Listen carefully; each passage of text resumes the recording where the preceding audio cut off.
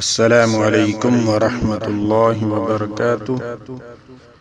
नाज़रीन सामीन कराम, आप देख रहे हैं हमारा चैनल सेहत ही ज़िंदगी है। आज की इस वीडियो में हम आपके साथ शेयर करेंगे बहुत ही खूबसूरत कलाम दूसरे पारे का आखिरी आधा हिस्सा, जो कि बहुत ही खूबसूरत कलाम है। आप समाअत फरमाएं और दिलों को मुनव्वर करें, और बराए मेहरबानी करके हमारा चैनल सेहत ही ज़िंदगी है को सब्सक्राइब लाजमी कर दें, वीडियो को लाइक कर दें और दोस्तों के साथ शेयर कर दें ताकि पूरी इंसानियत इससे फ़ायदा उठा सके। बहुत ही खूबसूरत कलाम है। दूसरे पारे का दूसरा आधा पारा, समाअत फरमाएं। अऊज़ु बिल्लाहि मिनश शैतानिर रजीम, बिस्मिल्लाहिर रहमानिर रहीम। सल बनी इसराईल कम आतैनाहुम मिन आयतिन बय्यिनह वमन युबद्दिल निअमतल्लाहि मिन बअदि मा जाअतहु फइन्नल्लाह शदीदुल इक़ाब। ज़ुय्यिन लिल्लज़ीन कफ़रुल हयातुद दुन्या वयस्ख़रून मिनल्लज़ीन आमनू वल्लज़ीन इत्तक़ौ फ़ौक़हुम यौमल क़ियामह वल्लाहु यर्ज़ुक़ु मन यशाअु बिग़ैरि हिसाब। कान अन्नासु उम्मतन वाहिदा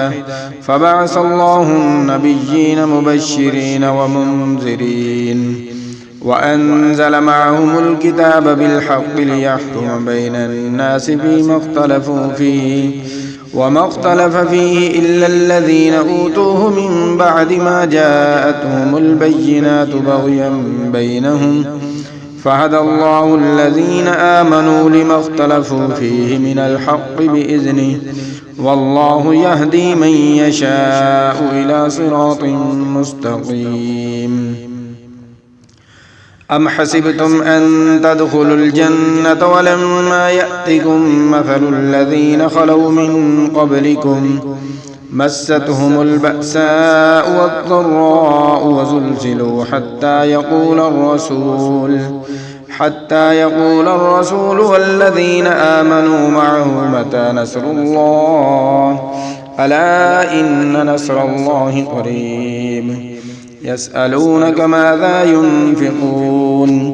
क़ुल मा अनफ़क़्तुम मिन ख़ैरिन फ़लिलवालिदैनि वल्अक़रबीन वल्यतामा वल्मसाकीन वब्निस्सबील वमा तफ़अलू मिन ख़ैरिन फ़इन्नल्लाह बिही अलीम। कुतिबा अलैकुमुल क़ितालु वहुवा कुर्हुन लकुम वअसा अन तकरहू शैअन वहुवा खैरुल लकुम वअसा अन तुहिब्बू शैअन वहुवा शर्रुल लकुम वल्लाहु यअलमु व अंतुम ला तअलमून। यसअलूनक अनिश शहरिल हरामि क़ितालिन फ़ीहि क़ुल क़ितालुन फ़ीहि कबीर वसद्दुन अन सबीलिल्लाहि वकुफ़्रुन बिही वल्मस्जिदिल हराम व इख़राजु अहलिही मिन्हु अकबरु इन्दल्लाह वल्फ़ितनतु अकबरु मिनल क़त्ल वला यज़ालून युक़ातिलूनकुम हत्ता यरुद्दूकुम अन दीनिकुम इन इस्तताअू वमन यर्तदिद मिनकुम अन दीनिही फयमुत वहुव काफ़िरुन फ़उलाइक हबितत अअमालुहुम फ़िद दुन्या वल आख़िरह व उलाइक अस्हाबुन नार हुम फ़ीहा ख़ालिदून। इन्नल्लज़ीन आमनू वल्लज़ीन हाजरू वजाहदू फ़ी सबीलिल्लाहि उलाइक यरजून रहमतल्लाह वल्लाहु गफ़ूरुर रहीम। यसअलूनक अनिल ख़म्रि वल मैसिर क़ुल फ़ीहिमा इस्मुन كبير ومنافع للناس وإثمهما أكبر من نفعهما ويسألونك ماذا ينفقون قل العفو كذلك يبين الله لكم الآيات لعلكم تتفكرون في الدنيا والآخرة ويسألونك عن اليتامى قل إصلاح لهم خير وإن تخالطوهم فإخوانكم والله يعلم المفسد من المصلح ولو شاء الله لأعنتكم إن الله عزيز حكيم ولا تنكحوا المشركات حتى يؤمن ولأمة مؤمنة خير من مشركة ولو أعجبتكم ولا تنكحوا المشركين حتى يؤمنوا ولعبد مؤمن خير من مشرك ولو أعجبكم أولئك يدعون إلى النار والله يدعو إلى الجنة والمغفرة بإذنه ويبين آياته للناس لعلهم يتذكرون ويسألونك عن المحيض قل هو أذى فاعتزلوا النساء في المحيض ولا تقربوهن حتى يطهرن فإذا تطهرن فأتوهن من حيث أمركم الله إن الله يحب التوابين ويحب المتطهرين نساؤكم حرث لكم فأتوا حرثكم أنى شئتم وقدموا لأنفسكم واتقوا الله واعلموا أنكم ملاقوه وبشر المؤمنين ولا تجعلوا الله عرضة لأيمانكم أن تبروا وتتقوا وتصلحوا بين الناس والله سميع عليم لا يؤاخذكم الله باللغو في أيمانكم ولكن يؤاخذكم بما كسبت قلوبكم والله غفور حليم للذين يؤلون من نسائهم تربص 4 أشهر فإن فاءوا فإن الله غفور رحيم وإن عزموا الطلاق فإن الله سميع عليم والمطلقات يتربصن بأنفسهن 3 قروء ولا يحل لهن أن يكتبن ما خلق الله في أرحامهن إن كن يؤمن بالله واليوم الآخر وبعولتهن أحق بردهن في ذلك إن أرادوا إصلاحا ولهن مثل الذي عليهن بالمعروف وللرجال عليهن درجة والله عزيز حكيم الطلاق 2 فإمساك بمعروف أو تسريح بإحسان ولا يحل لكم أن تأخذوا مما آتيتموهن شيئا إلا أن يخافا ألا يقيما حدود الله فإن خفتم ألا يقيما حدود الله فلا جناح عليهما فيما افتدت به تلك حدود الله فلا تعتدوها ومن يتعد حدود الله فأولئك هم الظالمون فإن طلقها فلا تحل له من بعد حتى تنكح زوجا غيره فإن طلقها فلا جناح عليهما أن يتراجعا إن ظنا أن يقيما حدود الله وتلك حدود الله يبينها لقوم يعلمون وإذا طلقتم النساء فبلغن أجلهن فأمسكوهن بمعروف أو سرحوهن بمعروف ولا تمسكوهن ضرارا لتعتدوا ومن يفعل ذلك فقد ظلم نفسه ولا تتخذوا آيات الله هزوا واذكروا نعمة الله عليكم وما أنزل عليكم من الكتاب والحكمة يعظكم به واتقوا الله واعلموا أن الله بكل شيء عليم. وإذا طلقتم النساء فبلغن أجلهن فلا تعضلوهن أن ينكحن أزواجهن إذا تراضوا بينهم بالمعروف ذلك يوعظ به من كان منكم يؤمن بالله واليوم الآخر ذلكم أزكى لكم وأطهر والله يعلم وأنتم لا تعلمون. والوالدات يرضعن أولادهن حولين كاملين لمن أراد أن يتم الرضاعة وعلى المولود له رزقهن وكسوتهن بالمعروف لا تكلف نفس إلا وسعها لا تضار والدة بولدها ولا مولود له بولده وعلى الوارث مثل ذلك فإن أرادا فصالا عن تراض منهما وتشاور فلا جناح عليهما وإن أردتم أن تسترضعوا أولادكم فلا جناح عليكم إذا سلمتم ما آتيتم بالمعروف واتقوا الله واعلموا أن الله بما تعملون بصير. والذين يتوفون منكم ويذرون أزواجا يتربصن بأنفسهن 4 أشهر وعشرا فإذا بلغن أجلهن فلا جناح عليكم فيما فعلن في أنفسهن بالمعروف والله بما تعملون خبير. ولا جناح عليكم فيما عرضتم به من خطبة النساء أو أكننتم في أنفسكم علم الله أنكم ستذكرونهن ولكن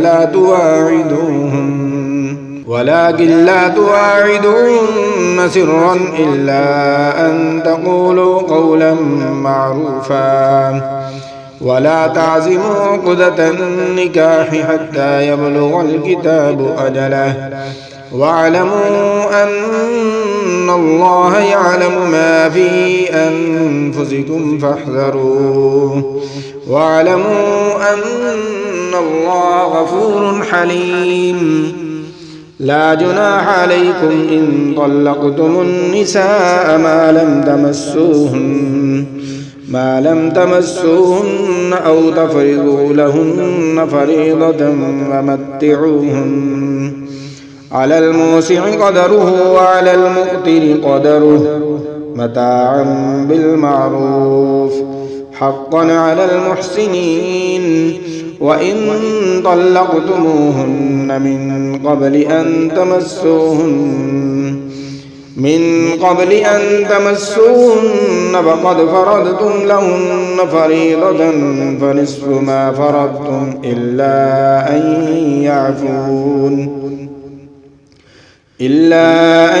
يعفون أو يعفو الذي بيده عقدة النكاح وأن تعفوا أقرب للتقوى ولا تنسفوا الفضل بينكم إن الله بما تعملون بصير. حافظوا على الصلوات والصلاة الوسطى وقوموا لله قانتين. فإن خفتم فرجالا أو ركبانا فإذا أمنتم فاذكروا الله كما علمكم ما لم تكونوا تعلمون والذين يتوفون منكم ويذرون أزواجا وصية لأزواجهم متاعا إلى الحول غير إخراج فإن خرجن فلا جناح عليكم فيما فعلن في أنفسهن من معروف والله عزيز حكيم وللمطلقات متاع بالمعروف حقا على المتقين كذلك يبين الله لكم آياته لعلكم تعقلون ألم تر إلى الذين خرجوا من ديارهم وهم ألوف حذر الموت فقال لهم الله موتوا ثم أحياهم إن الله لذو فضل على الناس ولكن أكثر الناس لا يشكرون وقاتلوا في سبيل الله واعلموا أن الله سميع عليم من ذا الذي يقرض الله قرضا حسنا فيضاعفه له أضعافا كثيرة والله يقبض ويبسط وإليه ترجعون ألم تر إلى الملأ من بني إسرائيل من بعد موسى إذ قالوا لنبي له مبعث لنا ملكا نقاتل في سبيل الله قال هل عسيتم إن كتب عليكم القتال ألا تقاتلوا قالوا وما لنا ألا نقاتل في سبيل الله وقد أخرجنا من ديارنا وأبنائنا فلما كتب عليهم القتال تولوا إلا قليلا منهم والله عليم بالظالمين وقال لهم نبيهم إن الله قد بعث لكم طالوت ملكا قالوا أنى يكون له الملك علينا ونحن أحق بالملك منه ولم يؤت سعة من المال قال إن الله اصطفاه عليكم وزاده بسطة في العلم والجسم والله يؤتي ملكه من يشاء والله واسع عليم وقال لهم نبيهم إن آية ملكه أن يأتيكم التابوت فيه سكينة من ربكم وبقية مما ترك آل موسى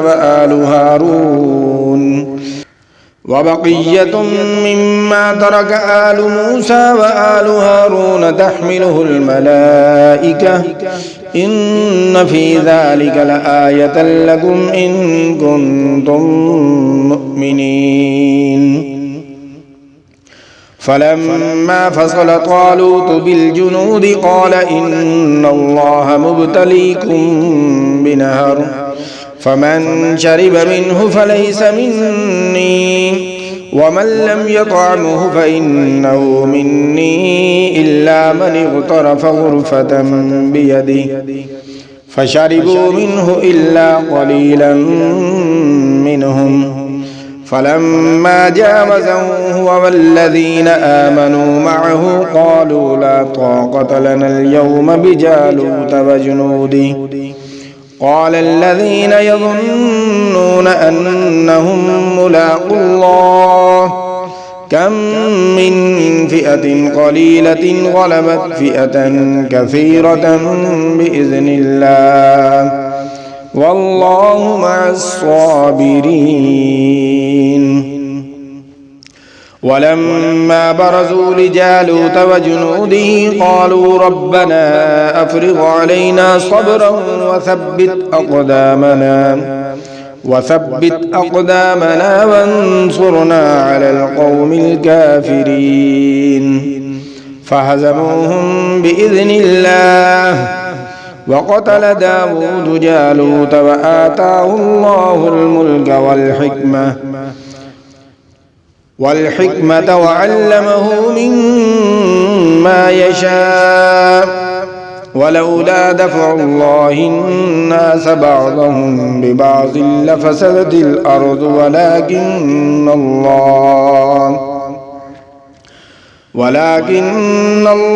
ज़ू फ़ज़लिन अलल आलमीन तिल्क आयातुल्लाहि नत्लूहा अलैका बिलहक़्क़ व इन्नक लमिनल मुरसलीन।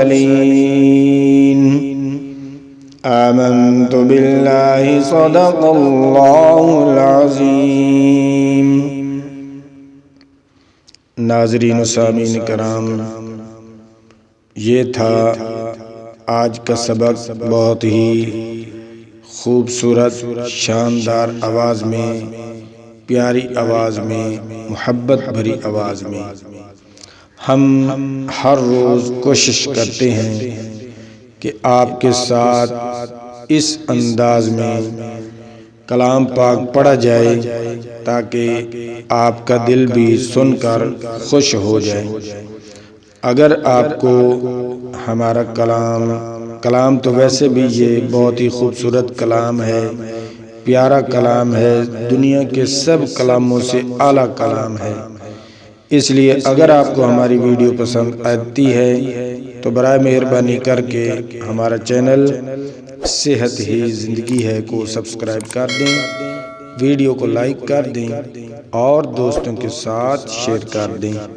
ताकि पूरी इंसानियत इससे फ़ायदा उठा सके। मिलते हैं नई वीडियो के साथ। अल्लाह हाफ़िज़।